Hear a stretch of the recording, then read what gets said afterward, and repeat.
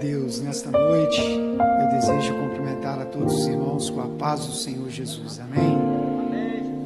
Aproveitando que os irmãos estão sobre os pés, vamos abrir as nossas Bíblias no livro do profeta Ezequiel. Livro do profeta Ezequiel, capítulo de número 1. Nós estaremos lendo os 3 versículos iniciais. Glória a Deus, quem achou diga comigo amém. Diz-nos assim a palavra do Senhor. E aconteceu no 30º ano, no 4º mês, no dia 5º do mês, que estando eu no meio dos cativos, junto ao rio Quebar, se abriram os céus e eu vi as visões de Deus. No 5º dia do mês, no 5º ano do cativeiro do rei Joaquim, veio expressamente a palavra do Senhor a Ezequiel, filho de Buzi, o sacerdote, na terra dos caldeus, junto ao rio Quebar, e ali esteve sobre ele a mão do Senhor. Amém? Podemos assentar em o nome de Jesus. Aleluia. É sempre uma grande alegria quando temos o desafio de ministrar e de pregar a palavra de Deus. Estou certo que o Senhor tem falado aos nossos corações poderosamente através destes louvores que foram cantados e entoados aqui nesta noite, e agora Ele há de falar aos nossos corações através da sua palavra.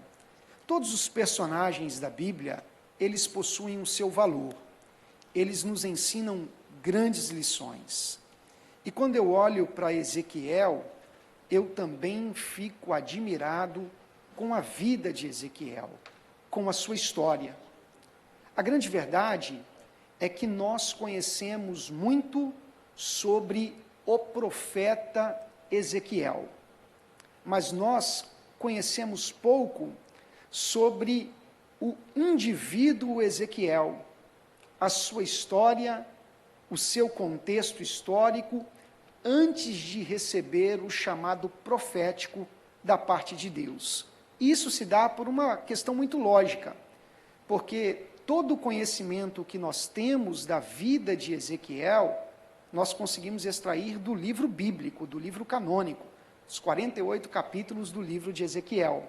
E os 48 capítulos do livro de Ezequiel contam a história de Ezequiel, as visões, o seu itinerário de vida, a partir do momento em que ele foi comissionado por Deus, chamado por Deus, separado por Deus, selecionado pelo Altíssimo para exercer o ministério profético no meio dos exilados que estavam lá na Babilônia. Então, o livro de Ezequiel possui 48 capítulos, e o marco histórico que dá início à história, à saga de Ezequiel e de seu ministério, começa através do chamado divino. Porém, existem 3 versículos, e foram os 3 versículos que foram lidos aqui nesta noite, Ezequiel, capítulo 1, versículo 1, 2 e 3, que vão nos apresentar um pouquinho a respeito do contexto histórico que marcou e antecedeu a chamada do ministério profético de Ezequiel. Por isso eu considero esses versículos de grande valor. Ezequiel, ele tem muito a nos ensinar. Ele foi um profeta levantado por Deus para se posicionar como um embaixador, como um representante de Deus no meio do seu povo, em um período onde o povo de Judá estava sofrendo com o cativeiro babilônico. Deus já havia levantado Daniel para atuar como um profeta no palácio, na corte babilônica. Mas existia o assentamento dos judeus exilados, que estavam vivendo ali junto às margens do rio Quebar. E esses judeus não tinham acesso a Daniel. eles até ouviam as histórias de Daniel. Olhando o texto bíblico, a gente vai ver que Ezequiel cita Daniel, mas do contrário não se aplica. Daniel não cita Ezequiel. Isso quer dizer que Daniel era uma figura proeminente no cenário da Babilônia. Tudo o que acontecia no palácio, de alguma forma, reverberava e chegava até o conhecimento dos judeus que estavam nas margens do rio Quebar. Ezequiel, ele ouvia os ecos do que Deus estava fazendo por meio da vida de Daniel, lá na corte da Babilônia.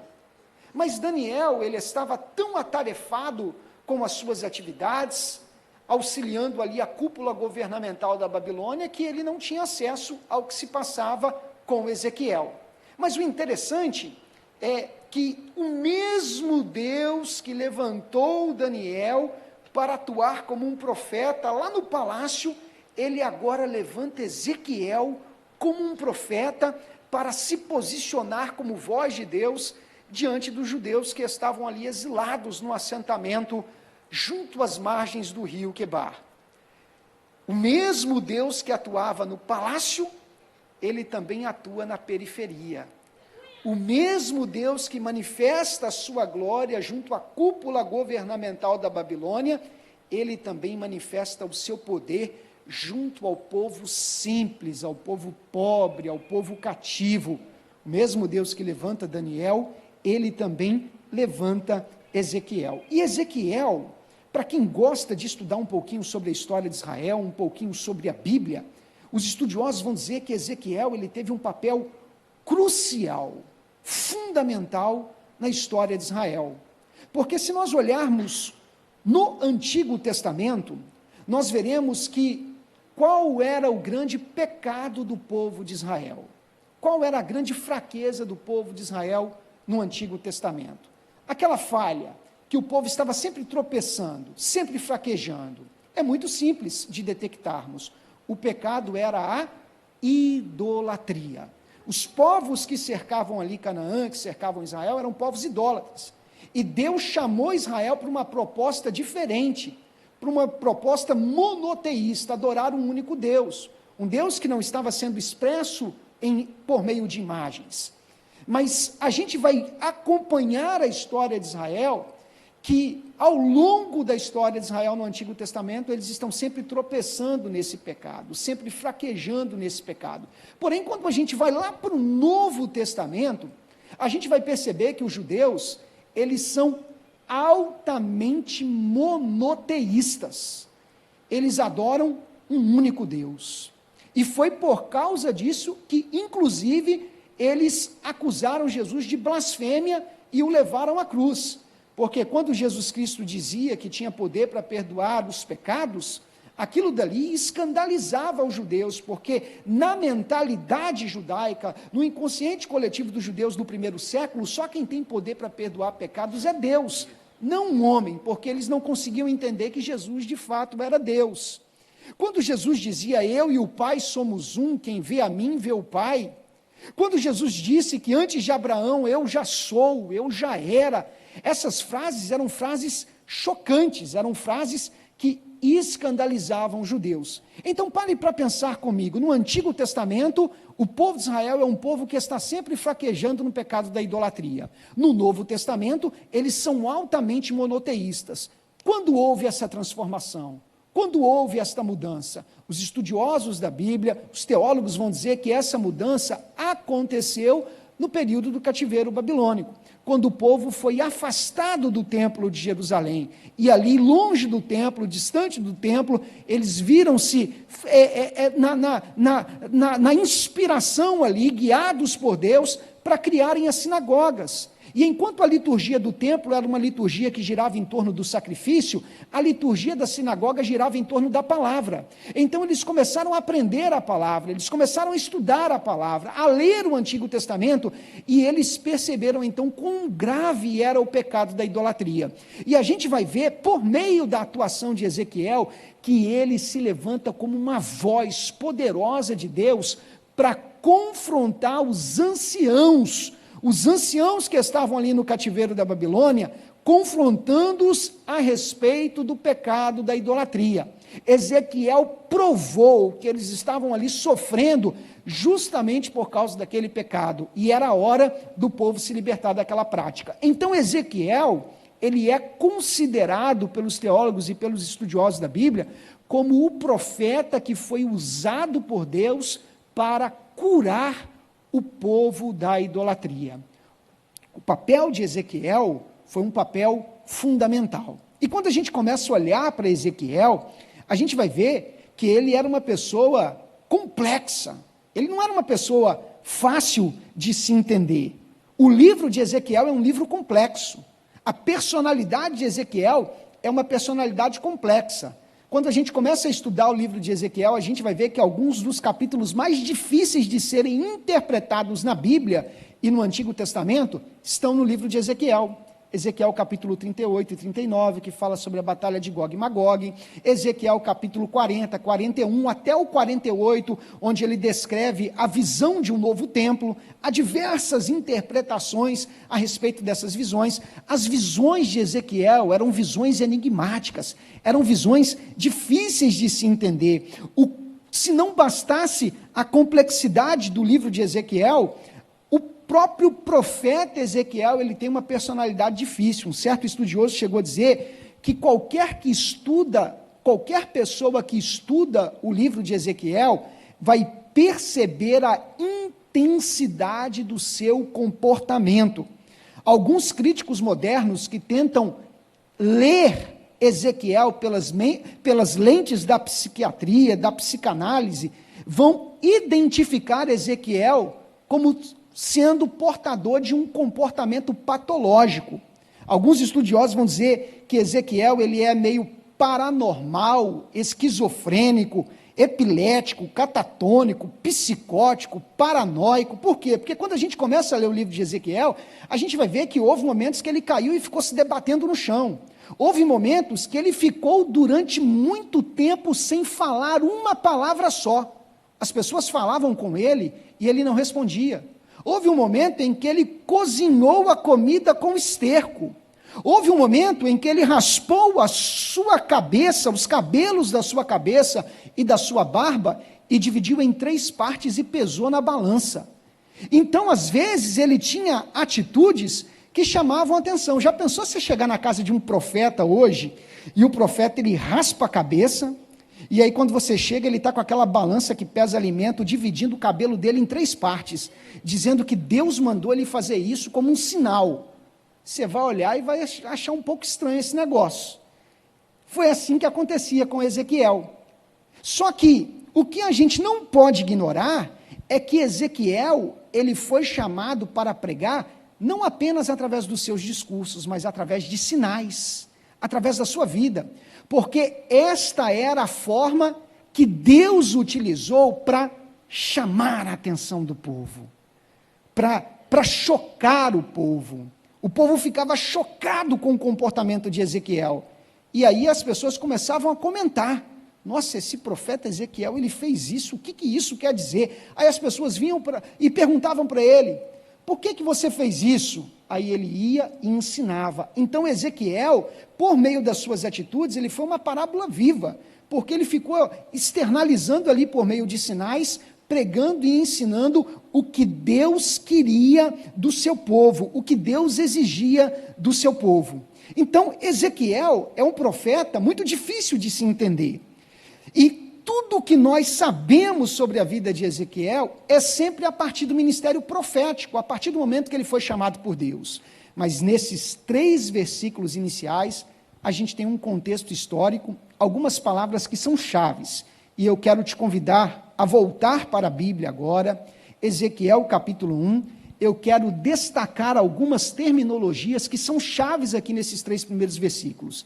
E depois de destacar essas terminologias, essas palavras-chave, a gente vai começar a juntar as peças, reunir e entender o contexto histórico que marcou a vida do profeta Ezequiel antes dele ser chamado por Deus. Então, em primeiro lugar, Ezequiel capítulo 1, versículo 1, vai dizer o seguinte: e aconteceu no 30º ano.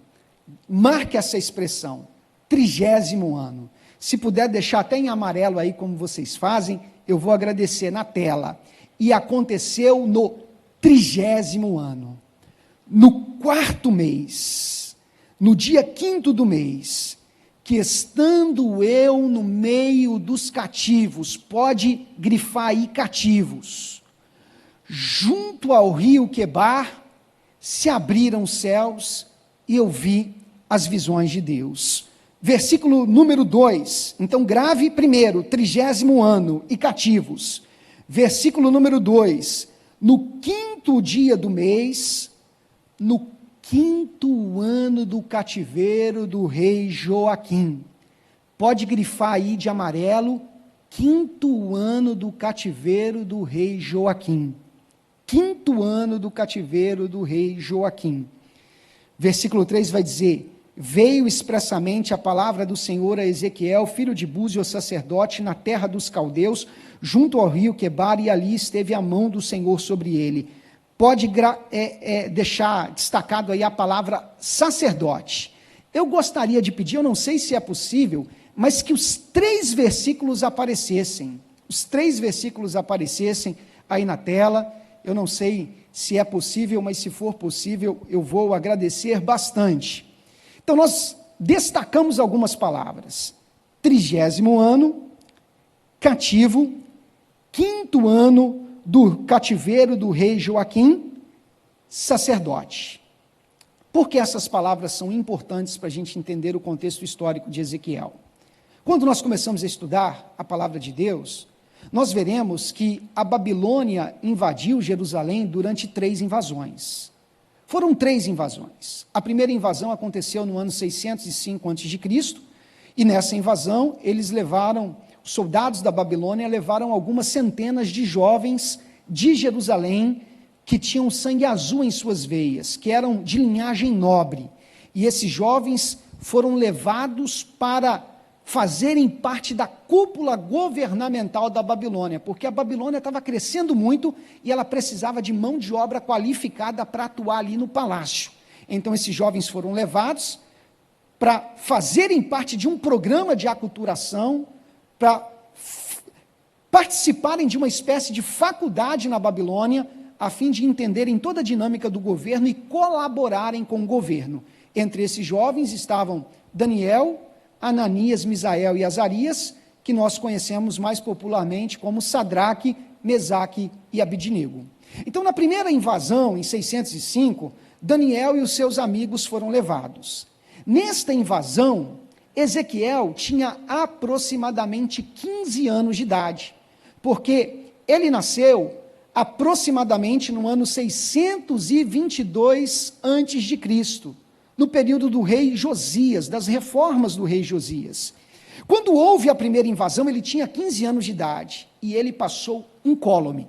Os soldados da Babilônia invadiram Jerusalém, pegaram Daniel, Ananias, Misael, Azarias. Daniel tinha 15, 16, tinha aproximadamente a idade de Ezequiel, mas Ezequiel passou incólume, não mexeram com ele.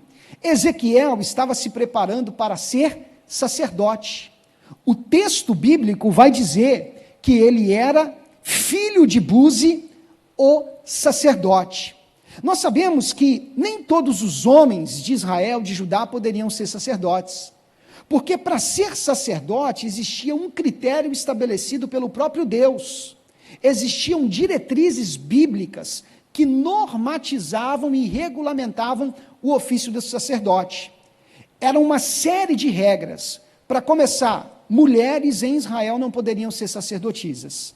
Sacerdotisas era só nos povos pagãos. Eram só sacerdotisas de Baal. Em Israel não havia sacerdotisa. Para ser sacerdote, você tinha que ser da linhagem de Arão e da tribo de Levi. Eram 12 tribos em Israel, isso quer dizer que menos de 10% dos homens poderiam ter a oportunidade de serem sacerdotes. Então você tinha que vir de uma certa linhagem, tinha que ser descendente de Arão, da tribo de Levi, tinha que ser homem, não poderia ter nenhum defeito físico. Se tivesse algum defeito físico, manco, se tivesse algum problema, não poderia ser sacerdote. Então, era uma série de regras, era uma série de exigências.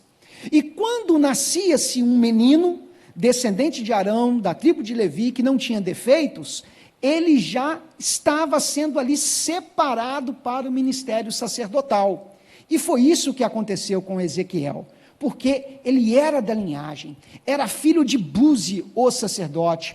O Samuel Schutz, ele num livro que ele escreve sobre a história de Israel, ele vai dizer que é bem provável que Ezequiel, ele morasse bem próximo do templo de Jerusalém, porque quando ele foi levado para o cativeiro babilônico, ele foi para uma terra que ficava a 1.100 quilômetros de distância de Jerusalém, mas ele descreve nas suas profecias e nas suas visões todo o mapa do templo. Ele tem muita familiaridade com o templo, ele conhece o templo, ele retrata o templo nas suas visões. Isso quer dizer que ele estava totalmente familiarizado com o espaço do templo de Jerusalém, porque ele havia sido criado ali, e ele estava sendo preparado para ser sacerdote. E essa preparação começava desde a infância. Porque o sacerdote, segundo a lei, Números capítulo 4, versículo 3, ele só poderia começar a exercer a sua função quando ele completasse 30 anos de idade. Então, aos 15 anos de idade, Ezequiel vê Jerusalém sendo invadida pela primeira vez. Levam alguns jovens, mas ele passa incólume, não mexem com ele. 10 anos depois, houve uma segunda invasão. E nessa segunda invasão, os soldados vieram e levaram o rei Joaquim. E levaram 10.000 homens da classe trabalhadora. E no meio destes homens estava Ezequiel. A Bíblia vai dizer lá em 2 Reis, capítulo 24, versículo 12 e 14, desta segunda invasão que acontece próximo ao ano 597 a.C. Isso quer dizer que quando Ezequiel foi levado para a Babilônia, ele agora tinha 25 anos de idade. Faltando 5 anos para ele se tornar um sacerdote. Ele estava sendo preparado desde a sua infância para ser um sacerdote no templo do Senhor. Mas de repente, Jerusalém é invadida.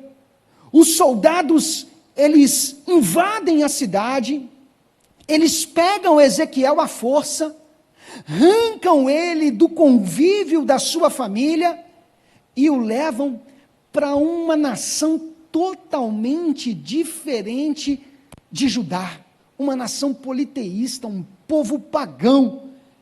Eles distanciam Ezequiel do templo. Para ser sacerdote naquela época, tinha que ser sacerdote no templo de Jerusalém. Não existia nenhuma funcionalidade no ofício sacerdotal até então distante do templo, porque o sacerdote ele operava ali no templo, fazendo sacrifício, intercedendo pelo povo. A partir do momento que os soldados invadem Jerusalém e arrancam Ezequiel, levando ele de forma forçada para a Babilônia, ele sofre uma grande frustração. Ele sente que as circunstâncias da vida arrancaram o seu grande sonho, que era ser um sacerdote. Ezequiel, ele vai para a Babilônia sem entender o porquê das coisas. Porque na sua cabeça, na sua mentalidade, ele tinha sido preparado por Deus para ser o sacerdote. E esse era o grande propósito da sua vida.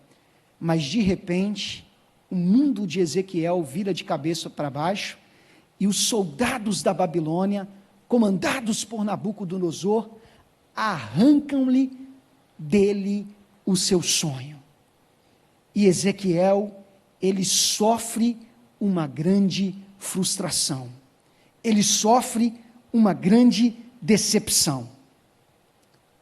Durante 5 anos, Ezequiel permanece na Babilônia, não entendendo o porquê da situação. Durante 5 anos, ele permanece ali, não querendo estar ali. Ele acha que ele está no lugar errado. Ele acha que aquele espaço não é para ele. Ele entende que aquele não é o projeto de vida que ele idealizou. Ele, na cabeça dele, ele imagina que ele está ali por causa da atitude das pessoas. Ezequiel, ele pensa e diz: eu estou aqui por causa daquilo que fizeram comigo. Mas ele não consegue detectar que Deus tinha um propósito naquela situação. Ezequiel tinha um propósito, ele tinha um sonho de vida, mas o sonho de Ezequiel não estava alinhado com o sonho de Deus para Ezequiel. E ele sofre, enquanto ele não consegue alinhar o seu coração com o coração de Deus. Ele sofre enquanto ele não consegue alinhar o seu sonho com o propósito de Deus. Deus queria Ezequiel na Babilônia, mas Ezequiel, ele está com o corpo na Babilônia, mas a cabeça dele está em Jerusalém. Ele acha que ele está no lugar errado. Ezequiel, ele precisa aprender a trocar o seu sonho pelo projeto de Deus. Tem muita gente sofrendo, tem muita gente vivendo frustrada, porque não conseguiu entender que o seu grande sonho de vida conflita com um projeto de Deus para você. Você precisa se desvencilhar deste sonho e abraçar o projeto de Deus, porque o que Deus tem para você é muito melhor do que você imaginou, é muito melhor daquilo que você idealizou. A Bíblia diz em Jeremias, no capítulo 29, no versículo 11, porque eu sou o Senhor que conheço os planos que tenho para vocês, diz o Senhor, planos de fazê-los prosperar e não de causar dano, planos de dar a vocês esperança e um futuro. A palavra de Deus nos diz lá em Efésios, no capítulo 3, no versículo 20, aquele que é capaz de fazer infinitamente mais do que tudo o que pedimos ou pensamos, de acordo com o seu poder que atua em nós. Deus tem planos maiores para a sua vida, e Ele é capaz de fazer muito mais daquilo que você pediu, muito mais daquilo que você pensou, daquilo que você imaginou. A Bíblia diz em Hebreus, no capítulo 13, no versículo 20 e 21, o Deus de paz, que pelo sangue da aliança eterna, trouxe de volta dentre os mortos o nosso Senhor Jesus, o grande pastor das ovelhas, vos aperfeiçoe em todo o bem, para fazerem a vontade dEle, e opere em nós aquilo que é agradável, mediante a Jesus Cristo, a quem seja a glória e a honra para todos sempre. Sabe o que o escritor de Hebreus está dizendo? Que o escritor de Hebreus está nos ensinando que o Senhor te salvou, o Senhor te transformou, o Senhor enviou Jesus na cruz para morrer, para te salvar, para te redimir, não para você viver uma vida centralizada nos seus sonhos, centralizados nos seus devaneios de glória, mas para você trocar o seu sonho pelo projeto de Deus. Às vezes o que você sonhou é lindo, mas o que Deus tem para você é ainda melhor. Ezequiel, ele precisava entender isso. Deus tem o melhor para nós. Nós sempre repetimos esta frase e falamos com muita propriedade, mas isso não quer dizer que o melhor de Deus para nós vai ser fácil, vai ser simples, vai ser indolor. Deus tem o melhor para nós, mas às vezes esse caminho está eivado de pedras e de provações, mas precisamos estar dispostos a enfrentar, precisamos estar dispostos a trilhar este caminho, porque é o caminho de Deus. Os sonhos de Deus na nossa vida vão se cumprir. Os nossos sonhos podem ser frustrados, porque nem sempre os nossos sonhos são os sonhos de Deus.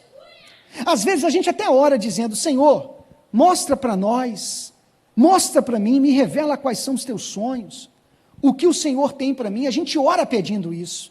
Senhor, eu quero entender qual é o teu projeto, qual é o teu propósito, e Deus já está te mostrando, mas você não consegue perceber. Deus já estava mostrando para Ezequiel, levou Ezequiel para a Babilônia. Ezequiel não caiu na Babilônia de paraquedas. Se ele estava ali, é porque Deus tinha um propósito naquilo. Irmãos, o que acontece na sua vida não acontece por acaso. Se você viveu essa experiência, é porque Deus tem um propósito nisso. Se você derramou essa lágrima, é porque Deus tem um propósito nisso. Se você está passando por uma provação, é porque Deus tem um propósito nisso. Nem sempre o caminho de Deus para a sua vida será um caminho indolor. No projeto de Deus, no propósito de Deus para José, tinha cisterna, tinha acusação injusta da casa de Potifar, tinha a prisão, onde ele foi parar ali de modo injusto. Esse era o caminho de Deus, mas era um caminho glorioso que Deus havia preparado para ele. Então passe pela provação, enfrente a adversidade, sabendo que a sua vida está nas mãos de Deus, e que Ele tem o melhor para você. Às vezes, a gente vai sofrer para se alinhar com o projeto de Deus. Eu costumo dizer que as feridas de Deus, elas nos curam. Matthew Henry, ele já dizia, algumas vezes Cristo vê que precisamos da doença para o bem da nossa alma, mais do que a cura para alívio do nosso corpo. Às vezes Deus permite algo acontecer, porque aquele é o caminho de Deus para nos trazer de volta para a presença dEle, para alinhar o nosso coração com Ele. A gente precisa entender que no caso de Ezequiel, a frustração ativou o propósito de Deus na vida dele. O que você está vivendo está ativando o propósito de Deus na sua vida. Deus está te trazendo para perto, Deus está te alinhando. Às vezes você começa a teimar, não, eu quero isso para a minha vida, mas Deus está dando sinais. Olha essa experiência que você passou, olha esse emprego que você saiu, é porque Ele tem algo novo para você, é porque Ele tem algo inédito para você. Quando Ele fecha uma porta, é porque lá na frente Ele vai abrir uma porta, mas nem sempre a porta vai abrir de imediato. Passe pela aprovação e pela adversidade, crendo que o Senhor é fiel, e o sonho dEle vai se cumprir na sua vida. A dor maltrata, mas ensina, machuca, mas nos faz evoluir. A dor é um obstáculo, e o triunfo sobre ela nos conduz à superação. Só aprende a dar valor à dor aqueles que tiveram que se reconstruírem diante das frustrações e das decepções da vida. Assim como não há poesia sem melancolia, não há crescimento sem dor. Então, se você está sofrendo, você está crescendo e não está percebendo. Deus está moldando o seu caráter e você não está percebendo. Deus está te fazendo um esposo melhor, uma esposa melhor, um pai melhor, um filho melhor, um crente mais fiel. Deus está moldando o seu caráter por meio dessa situação. A dor machuca, mas ela te faz mais forte. A dor machuca, mas ela te faz mais sábio. A frustração machuca, mas ela te amadurece. A dor é o preço que se paga por aquilo que é precioso. Ezequiel teve o seu sonho arrancado dele, mas aquele era o caminho pelo qual Deus havia traçado para manifestar a sua glória na vida de Ezequiel. Oh, aleluia! E na vida cristã, a gente precisa entender que a gente perde para ganhar. O que você perdeu até hoje? Às vezes a gente só se concentra na perda, e a gente não está conseguindo entender o que a gente está ganhando. Nessa perda houve ganho, nessa lágrima houve ganho, nessa dor houve ganho. Ezequiel, ele foi levado para a Babilônia, arrancaram o sonho dele, ele se sentiu frustrado diante daquela situação. Durante 5 anos ele permaneceu na Babilônia sem entender o porquê. Durante 5 anos. A Bíblia vai dizer aqui que o céu se abriu. Mas se o céu se abriu quando ele tinha completado 30 anos, isso quer dizer que quando ele tinha 25, 26, 27, 28, 29, e ele estava na Babilônia, os céus não se abriram. Durante 5 anos, Ezequiel ficou ali sem entender o porquê das situações. Às vezes a situação vai acontecer, você vai ser surpreendido pela dor, pelo problema, e você vai tentar entender, mas a verdade é que a gente não tem a resposta para tudo. Às vezes, as situações que nós vivemos fogem à nossa compreensão. Ezequiel pensava que ele estava no lugar errado. Ele não conseguia entender, mas na verdade ele estava no lugar certo. O Senhor tinha levado Ezequiel para ali, para usá-lo com poder e curar o povo da idolatria. Durante 5 anos, Ezequiel ficou sem respostas. Você pode até não entender as situações. Não é errado não entender. Errado é abandonar o seu Deus porque você não entendeu. Não é errado não entender. Nem sempre a gente entende. Abacuque não entendeu o porquê de algumas revelações que Deus havia lhe dado. E ele ficou tentando ali entender, e só no final ele consegue entender. Jonas não conseguiu entender o porquê que Deus havia o enviado para pregar em Nínive. Quantas pessoas não entenderam? Davi não entendeu o porquê que ele teve que enfrentar tantos anos de perseguição, vivendo em caverna, como um fugitivo, como um errante, se esquivando da fúria do rei Saul. Jó não entendeu o porquê de ter perdido seus filhos, o porquê daquela enfermidade durante muito tempo. Ezequiel também não entendeu, mas ele não abandonou o seu Deus. Ele não abandonou. Se Deus chamou Ezequiel como um profeta, é porque Ezequiel tinha um coração de um verdadeiro adorador. A única condição para ser profeta era a integridade. Para ser sacerdote eram vários requisitos, mas para ser profeta tinha que ser alguém cheio de Deus e íntegro. Deus levantava homem, Deus levantava mulher, Deus levantava criança. Samuel foi levantado como profeta do Senhor ainda criança, Jeremias como criança, existiram mulheres que foram profetisas, Isaías foi casado com uma profetisa. Não existiam condições ali normatizando o ministério profético, a única condição era ser íntegro e ser fiel a Deus. Isso quer dizer que Ezequiel era íntegro e fiel. Quando Deus levanta Ezequiel, ele estava provavelmente olhando para o céu, falando com Deus. Porque quando ele viu os céus abertos, ele não estava olhando para o chão. Só vê céus abertos quem olha para os céus. Só vê céus abertos quem olha para os céus. Ezequiel está com seus pés fincados na Babilônia, mas os seus olhos estão voltados para o céu. Ezequiel está no meio dos cativos, mas os seus olhos estão no céu. Ezequiel está experimentando a dor e a frustração, mas os seus olhos estão no céu, o seu coração está no céu, a sua mente está no céu, e quando ele está olhando para os céus, a Bíblia diz que ele viu os céus abertos. E ele viu os céus abertos quando ele tinha 30 anos de idade, e aconteceu no 30º ano. 30º ano de quem? Ezequiel. Toda aquela datação que eu apresentei no início da pregação, eu não tirei de qualquer lugar.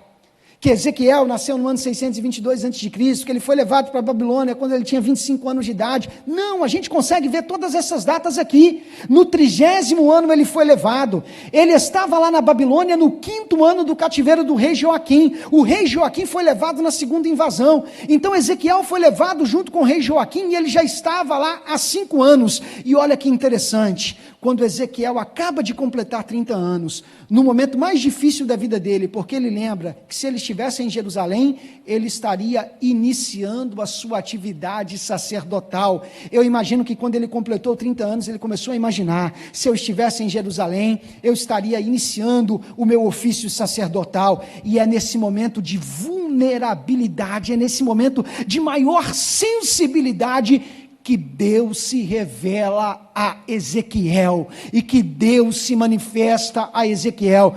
Durante 5 anos os céus ficaram em silêncio, mas no momento de extrema sensibilidade, quando Ezequiel se sentiu ali vulnerável, Deus entendeu o processo e Deus percebeu que era a hora dele se manifestar a Ezequiel para mostrar para ele que a vida dele naquele lugar tinha um sentido. Então, se os céus ainda não se abriram, é porque Deus sabe que você é capaz de suportar mais um pouquinho, mas tenha certeza que quando você não estiver conseguindo mais, quando a dor for intensa, quando a frustração for intensa, quando as lembranças vierem e quiserem te lançar na lona, Deus vai se manifestar para você, porque Ele não vai te desamparar no meio dessa situação que você está vivendo.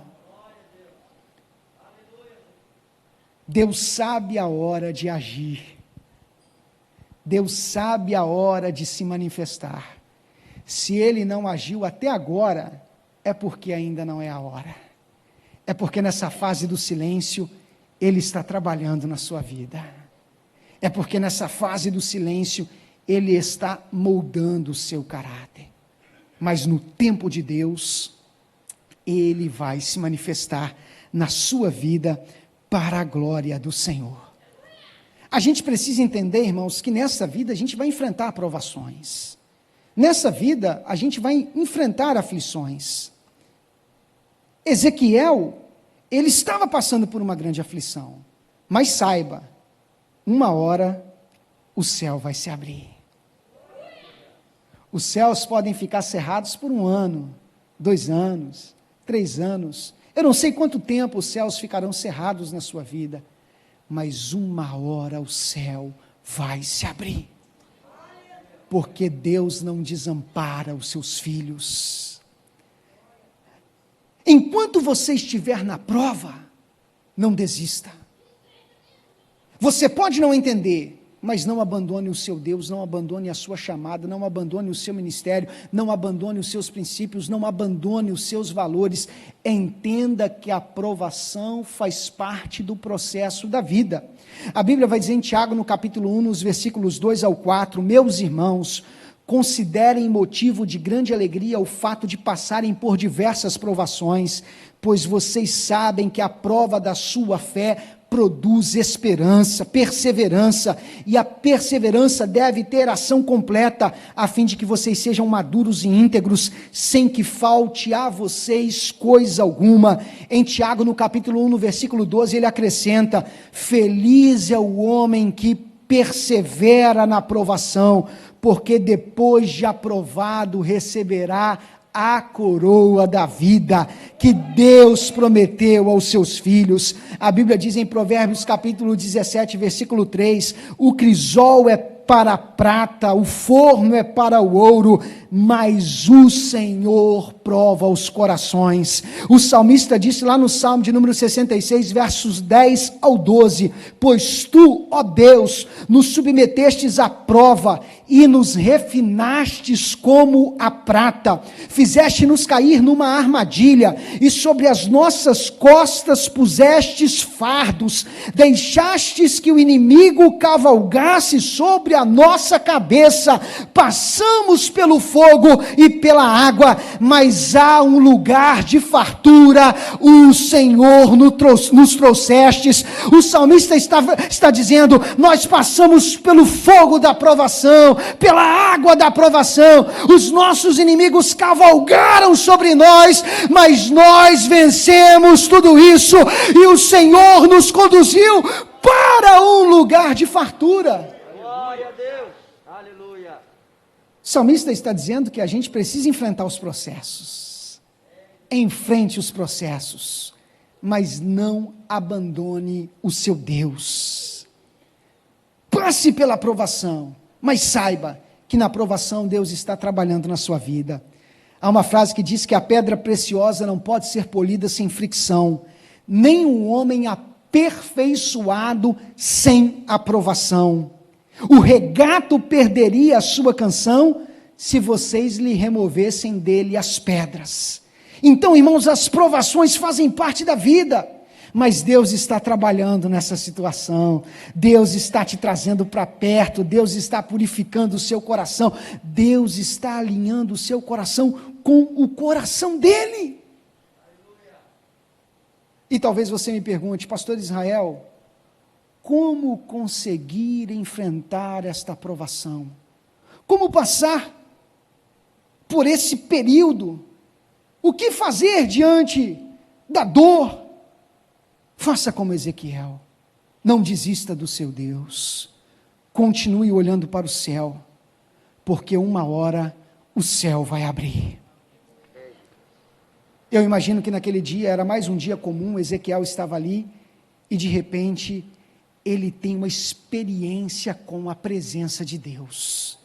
Ezequiel viu os céus abertos, na visão, ele viu tempestade, ele viu relâmpagos, ele viu seres angelicais que zigue-zagueavam como relâmpagos, saindo da tempestade, ele contemplou um alto trono, um trono que era sustentado por 4 rodas gigantes, e que acima das tempestades esse trono estava, e sobre esse trono havia um homem semelhante à figura de um homem que estava ali. Ou seja, Ezequiel entendeu que no meio de toda aquela provação que ele estava vivendo, Deus estava acima de tudo isso, e o trono de Deus era móvel, tinha rodas. Ezequiel durante muito tempo ele pensou que Deus estava fixo no templo de Jerusalém, porque o templo era a casa de Deus, mas agora ele vai entender que o templo é a casa de Deus, mas não é a sua prisão, porque o mesmo Deus que está no templo de Jerusalém, ele também vai ao encontro de Ezequiel junto ao rio Quebar. O mesmo Deus que é adorado no templo de Jerusalém, é o Deus que manifesta a sua glória na Babilônia, diante dos judeus que estavam cativos ali.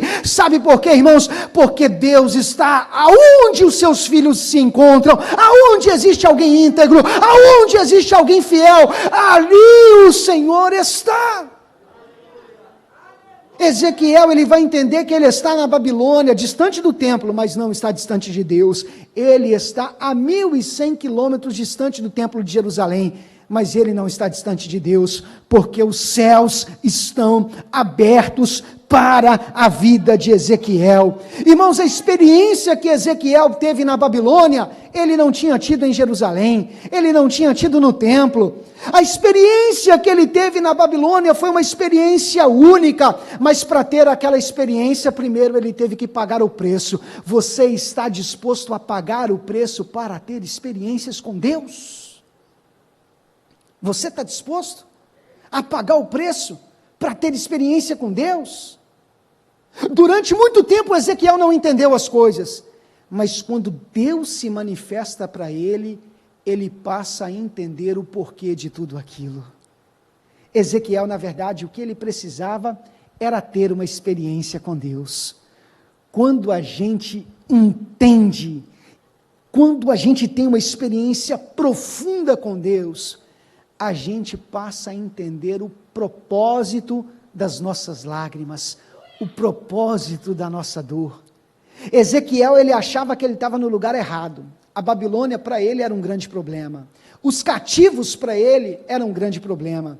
Mas depois que ele tem a experiência com Deus, ele percebe que ele não está no lugar errado. Ele está no lugar certo. Os cativos não são mais um problema, mas uma oportunidade, porque Deus o havia levantado para atuar como profeta junto aos cativos ali na Babilônia. Percebam como a experiência com Deus transforma a vida de Ezequiel. A visão do capítulo 1 termina, e aparentemente a gente pode dizer que nada mudou na vida de Ezequiel. Porque ele saiu da Babilônia? Não. Ele continua no mesmo lugar, ele continua na mesma situação, mas agora ele está diferente, porque ele teve uma experiência com Deus. Ezequiel pensou que o problema era o lugar, mas na verdade era ele que não estava entendendo o propósito de Deus. Você está achando que o problema talvez é o seu patrão, que o problema é o seu vizinho, que o problema é o seu trabalho, que o problema é aquele professor da faculdade, que o problema é a sua esposa, que o problema é o seu esposo, é o seu casamento. Não é nada disso. O problema é quando você não consegue entender o propósito de Deus na sua vida, porque tudo o que aconteceu na sua vida tem um propósito. Então o que precisa mudar não é o lugar, o que precisa mudar sou eu, porque a partir do momento que eu mudar, eu entender o propósito de Deus na minha vida, eu vou me posicionar diferente no lugar onde Deus me plantou. Porque propósito nos dá sentido. Quando você entende o propósito, você tem sentido para enfrentar a dor. Por que Jesus foi para a cruz e foi consciente e se entregou? Porque ele entendia o sentido do seu sacrifício. A mesma mulher que grita diante de uma barata é aquela que pula no fogo para arrancar das chamas o seu filho. Por que ela faz isso? Porque ela entende o propósito do seu sacrifício. Ela entende que aquilo merece o seu sacrifício.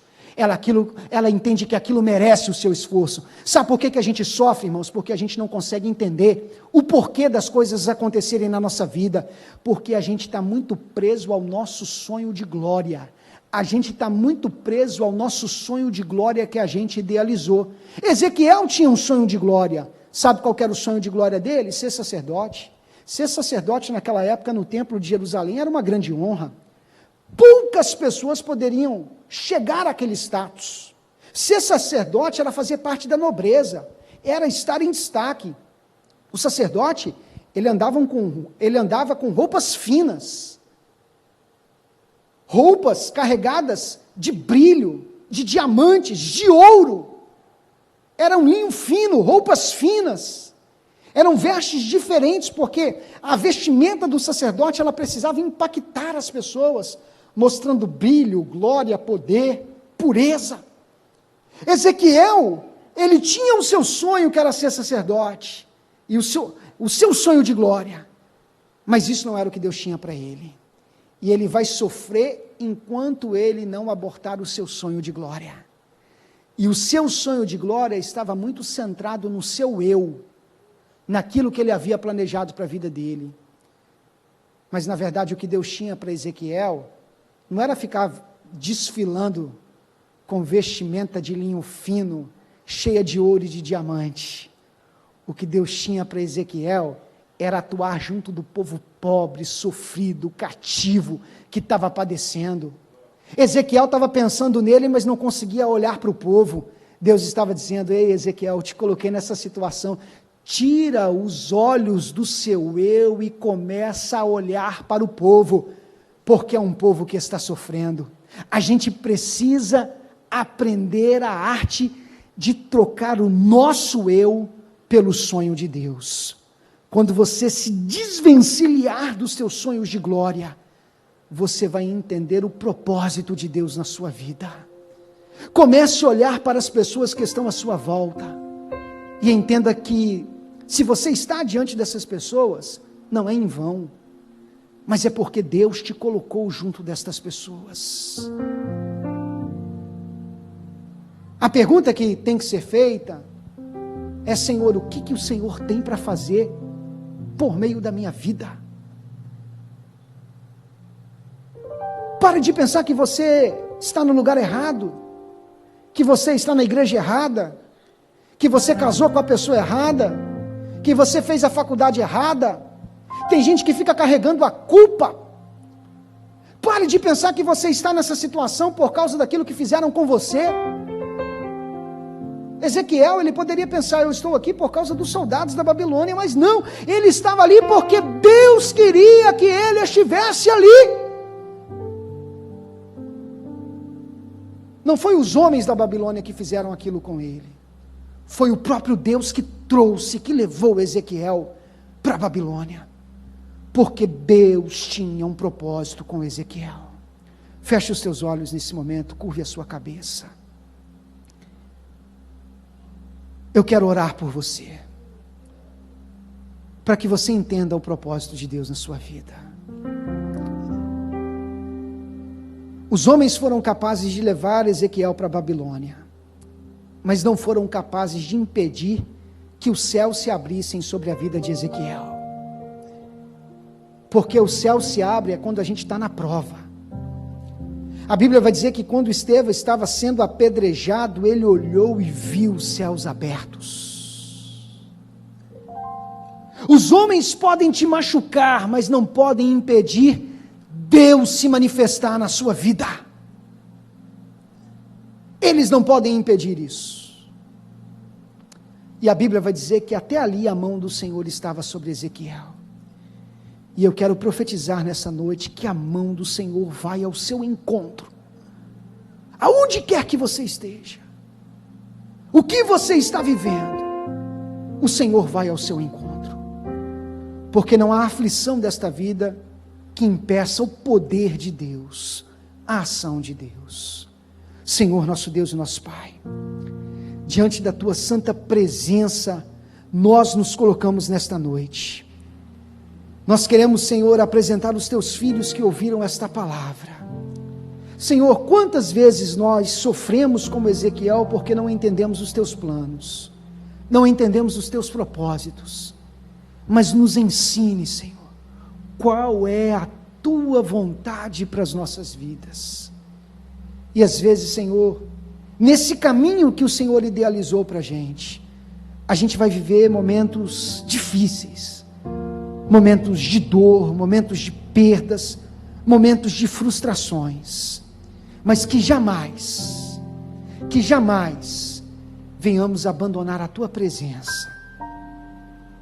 E nos momentos difíceis da vida, quando nós não estivermos mais suportando as aflições, manifesta-se a nós, Senhor, e não nos deixe sucumbir diante das dores da vida. Assim como o Senhor abriu os céus para Ezequiel, abra os céus para nós, e que venha sobre nós a Tua mão, em nome de Jesus.